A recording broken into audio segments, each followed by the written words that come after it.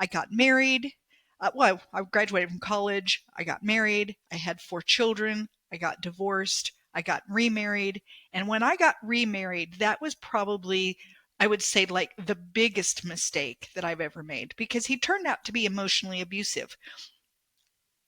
I and maybe there were warning signs. I didn't see them. And it still bothers me to this day because I'm normally a good judge of character and I just don't know how that got by me. But Right. once I recognized it, I was unwilling to get out of that relationship because I didn't want to be divorced twice. In 2017, I finally got out of that bad relationship.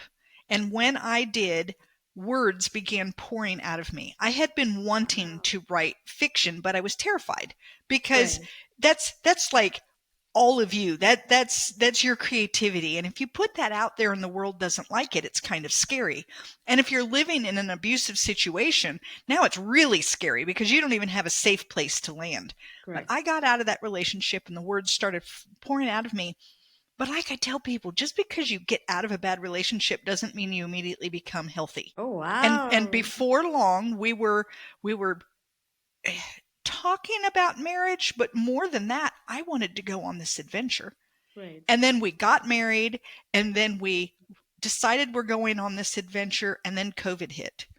Oh, no. And so it almost canceled everything because we were supposed to leave in May of Right. 2020 and everything was closed in May of 2020.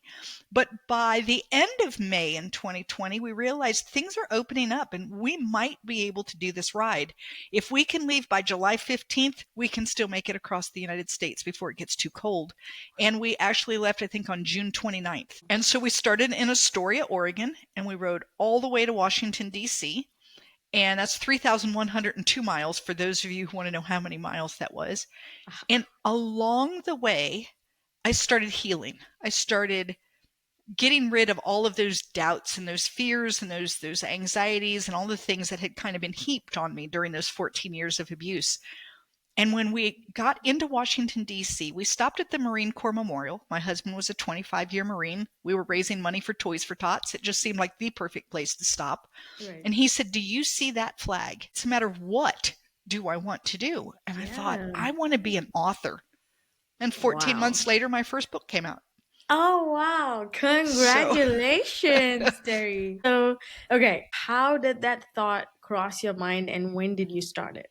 okay, so my podcast is called Online for Authors, and I talk with indie and small press authors who I just feel like we don't have a platform. We don't have a great place to jump out and say, "Hey, here's my book, get to know me." Um, I think the idea first came to me. I was maybe 3 or 4 months published